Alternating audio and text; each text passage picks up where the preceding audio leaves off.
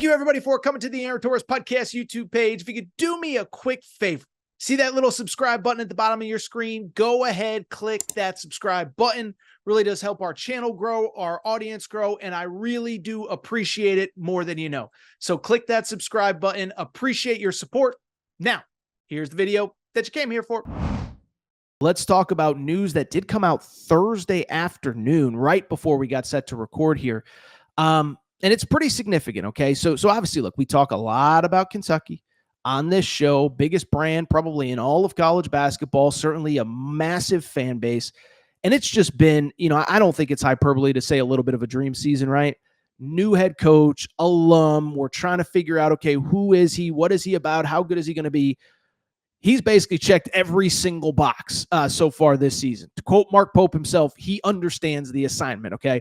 So it hasn't been perfect. But listen, you talk about the fact that basically, I don't think they have the best resume in college basketball, but it's in the short conversation. Right now, Kentucky coming into the weekend, a game at Texas, 8 quad one wins. That's second most in college hoops behind only Auburn. And I bring it up because the vibes are really high after that Tennessee game at home on Tuesday night. You beat Tennessee, you sweep Tennessee. Now you have, again, one of the best. Think about this resume. Neutral court win at Duke. They're going to be a neutral court win against Duke, I should say. Going to be a number 1 seed in the NCAA tournament. Home win against Florida. Florida's going to be a 2, 3 at worst, maybe a 1 seed in the NCAA tournament. Let's see here. Who else? Oh, you swept Tennessee. Tennessee, going to probably be a 2 seed in the tournament. You swept them. You beat Mississippi State on the road. You beat Gonzaga in a neutral. The Louisville win all of a sudden looks better. So it's been totally positive vibes. But the one thing I did say on the show on Wednesday, and some people weren't happy with me saying it, I said, if there's a negative, it's that there just seems to always be injuries popping up with this team. Not blaming players, not blaming staff. It just is what it is. Andrew Carr, playing well, gets hurt. Then he starts to ramp up. Lamont Butler goes down with an injury. Then Lamont Butler comes back. Jackson Robinson gets hurt. And then on Tuesday night, Lamont Butler's playing at an insane level. He ends up getting hurt again. And Jackson Robinson is already out. And that's with, oh, by the way, Kirk Kriisa having been out since the Gonzaga game in mid-December. And so I just bring it up because there's a lot of positives, but the injury issues are starting to become a problem. It's worth noting. I said it on Wednesday show. I said, listen, if you get Kentucky healthy by March, they've already proven they can beat anybody at full strength. The big question is, can you actually get them healthy? Well, I bring it up. As I said, Kentucky set to play Texas on Saturday afternoon. And Mark Pope did a press conference. The team's going to be traveling on Friday. So he did his kind of press conference leading up to the game he did it on Thursday afternoon. And you listen to this press conference, the injury updates are not good. Let's go ahead and dive in. Mark, with the injuries you've had, your medical background, does that give you a different perspective than maybe other coaches? Because you maybe know a little bit about it from your background? I think that it is, you always said this a bunch, but my greatest contribution to medicine was getting out, save a lot of lives that way. That's really true. And so I try and stay out of that side of it as much as I can. But I do understand some, terminology vaguely and, have a little bit of background in it. But I'm definitely not the person you go to for a second opinion. Mark, is there anything you can tell us on Lamont's status and maybe how he felt maybe the next day coming out of that game and if he could possibly play Saturday? Yeah, it was not great. And so we're still kind of going day by day. We're trying some different treatments. And we're going to piece it together. And then with Jackson, is that, I know you said maybe be a little while. Is he anything new with him?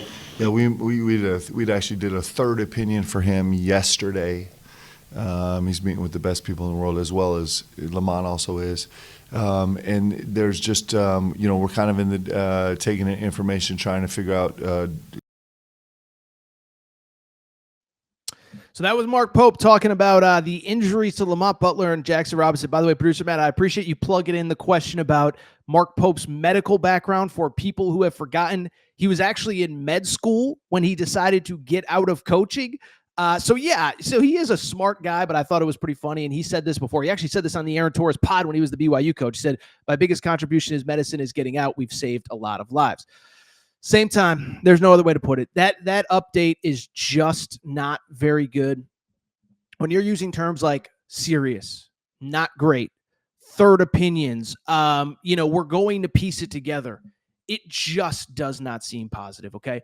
And a couple things here. I think there's, because I've seen a lot of this commentary is like, maybe he's trying to oversell it so guys can get back quick. I don't think that's who Mark Pope is. First of all, I've said this before. I think a lot of these younger coaches, I know Mark Pope is 51, 52, but he's a young 51. He's young 52. I think he gets kind of this new world of injury reports and gambling and things like that. And that's one thing I know the SEC has really prioritized with their coaches is we take these injury reports seriously. This isn't 15 years ago where you say somebody isn't going to play and then they show up ready to play. No. We're making a lot of money off these gambling companies, but we have to be transparent with this injury stuff. So I don't think he's making it up or overselling it to try to, trick somebody or whatever. But two, I also just sit there and when I think about it, I just think that, you look at what is going on. And again, I don't think he's faking it by any stretch, any way, shape, or form. But I also just sit there and say, man, it is tough because those are two very important players. And listen, my point on this isn't really going to have changed from the last episode. First of all, I'll say this. I think you basically have a tournament resume right now. You're 17-7. You got 7 regular season games left. You're making the NCAA. Think about that resume that I put out there. Sweep of Tennessee, win against Duke, beat Florida, Gonzaga, Mississippi. You have a great resume right now. So there's nothing that's going to happen that doesn't lead you to being an NCAA tournament team. I think you could basically, at this point, lose out and still probably get in. That's not the goal, but I think the goal has to be you just have to get these guys healthy. You can't worry about bringing them back a game early because you want to beat this team or that team. You've proven you can win without them twice against Tennessee. I know the Tennessee game, Lamont Butler basically played with them. But I think to me, you just have to get those guys healthy. If you have to sit them for an extra game so that there's something close to 100% for the stretch drive, then you got to do it. Because at this point, the tournament resume is set. Again, you could basically lose every game. You don't want to do that, and certainly it would impact seeding. But at this point, you just want to get into the darn tournament because once you get in, you've proven you can beat just about anybody. I think it's also worth noting as well, the committee, when doing their seeding, is supposed to factor in the fact that you have major injuries, assuming that the players come back. So that's important, right? Is that if Lamont Butler and Jackson Robinson are back, and let's just say they miss the next 5 games and they go 1-4. I'm not wishing it upon Kentucky. I'm not saying it's going to happen. But the committee is supposed to factor in if those guys are back healthy for the tournament. Hey, they were without those guys during that tough stretch in mid to late February when they did not play well. So that's what's important to me. What's important to me, you just have to get these guys back healthy. And if you want a silver lining, I've told this story 1, 2, 3, 4, 5 times over the last couple weeks. There is a recent precedent for a team having a pretty bad injury in the middle of the season and having success. I've talked about it a lot, but UConn last year, and I'm not trying to make it about my Huskies here, but UConn last year, remember, this was a team that was cruising along, playing really well. Late December, their first Big East game, they're on the road at Seton Hall. Donovan Clingan goes down with an injury. I think it was a foot or an ankle or something like that. I bring it up because he missed about 5 games. I looked it up this morning because I've referenced this so many times. Missed about 5 games. UConn actually survived. They didn't lose without him. But when he came back, he missed 5 games, and then it was another 4 or 5 games as they slowly ramped him up so that you basically got the best version of him come late February, early March. So Jackson Robinson's already missed some time. I'm not an expert on wrist injuries. I'm not an expert on shoulder injuries.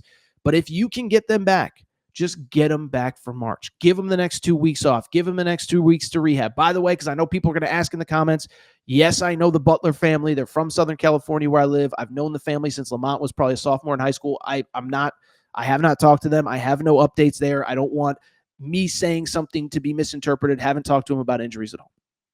I just bring it up to say for both of those players, if they can come back this year, just get them healthy for March. That's all that ultimately matters.